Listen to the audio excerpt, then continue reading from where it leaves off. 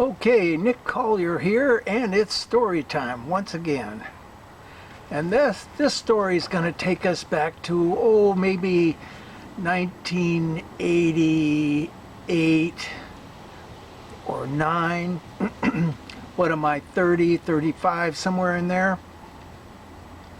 And I'd been doing, making jewelry and doing art shows for, probably 5 or 7 years at this point.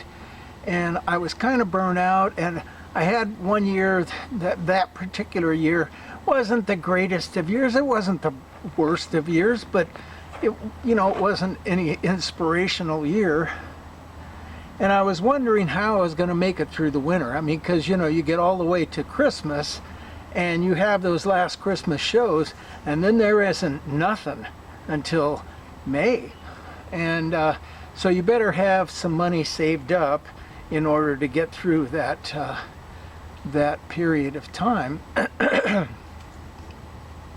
And I didn't have any money saved up. I paid some bills, and I got back to zero, and I had a few $100s waiting around. And so I knew it was going to be a scramble that winter.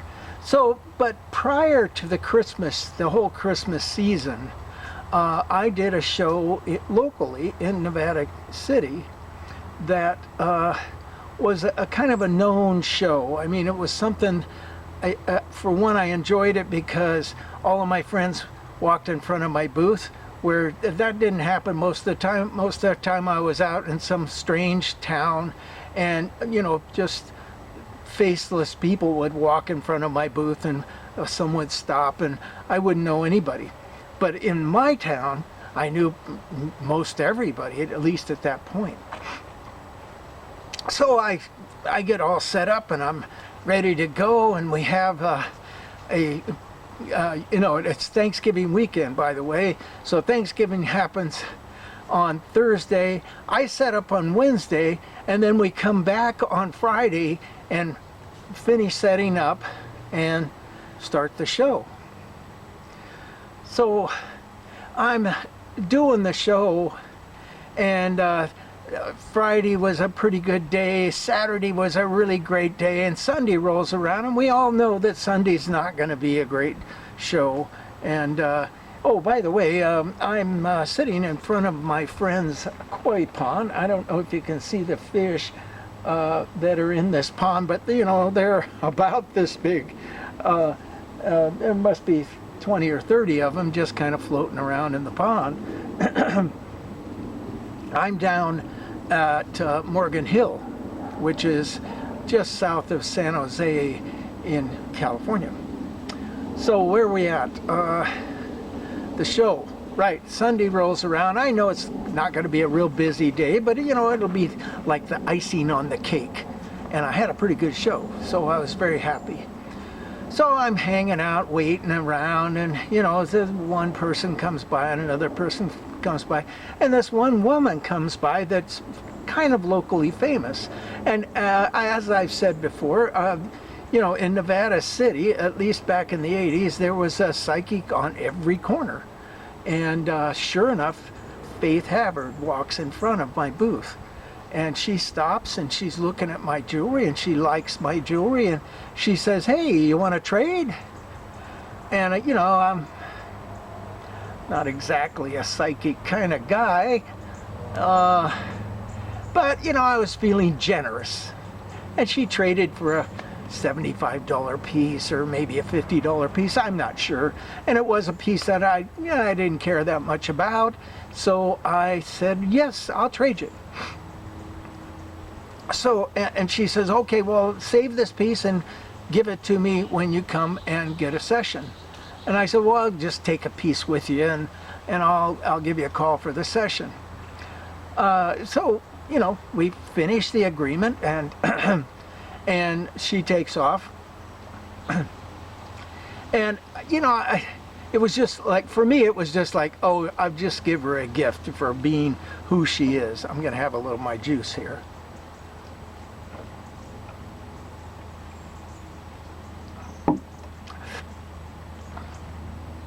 So I didn't think anything of it. Month goes by, a couple months goes by, and I see her in a grocery store, and she goes, "Oh, Nick, I still owe you a session." She says, "Let's set up a time." And I'm like, I really don't want to do a session with her, but I went, "Okay, fine, let's set up a time." I didn't have that reluctant a voice when I talked to her, but inside that's what was going on. So we set up this session, and I'm supposed to come over in a couple of days, and it's midwinter, and I thought, well, okay, I'll go do it. I don't feel like it. So get in my car and I drive over there at the given time and show up at her property, and it's cold. It's like February, and I've got gloves on and I got a jacket on, and I walk into her house, and her house is not heated, or at least not very much heated. So I keep the gloves on and I keep the jacket on during the whole session. And she goes through this standard rigmarole. Oh, your rising is in Aries, and and all of this stuff. And I'm like, yeah, right. It's like that makes some kind of difference. And anyhow, she went on for about a half an hour or so, and she had some points. She came up with some things that she wouldn't have known about me, but it was one of those things where it was right on the cusp of being a general answer, and it could have been 20 people that would come up with the same answer. And it's like, I just kind of blew it off. And we get to the end, and she's, "Oh, that's good. I'm glad we finished this." And I get up and shake her hand and walk to the front door. And when she shook my hand, she kind of startled a little bit. And here I still got gloves on, right? And she walks me to the door, and she says, "Something's going on with your hand." I says, "Well, I don't think so." I look at my hands, and I got the gloves on. "I don't think so." She says, "You've got some kind of wound in this hand." And I'm like, "I've never had a wound in this hand." And she says, "Well, something's coming through." And I thought, fine, okay. So I leave and get in the car, and when I get in the car, I have to take my gloves off to find my keys. And I look at this hand, and I remember that I had, as a child, when I was 9, I had fallen on a piece of glass and literally just opened up that piece of my hand. And then we had to get stitches, and it was a big dramatic scene all the way to the hospital and afterwards, and oh my God, things were pretty dramatic. And I remembered that. I went, wow, she nailed that one. And she never saw my hands. And I thought, well, that's interesting. So another thing she said, as I'm leaving the door, she says, "Nick, somebody's going to offer you a job, and I want you to take it." And I'm like, what?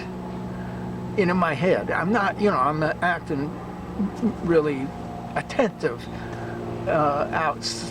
outside to her, but in my head, I'm like, really? I says, "I have a job, I'm a jeweler, for God's sake."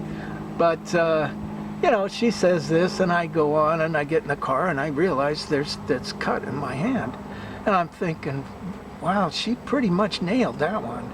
So I go home, spend the night, and I get up in the morning, and I always like to go to breakfast at Toffanelli's in Grass Valley,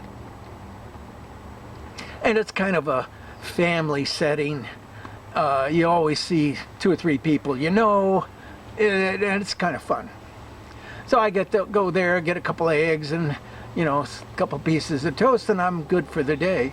So I show up at Toffanelli's, and two of my friends are over there sitting next to the wall, and they motion me over, and I go over there and I sit down, and they go, hey, after we have our greetings, Andy, the female part of that couple, Arthur and Andy says, Nick, we want to offer you a job.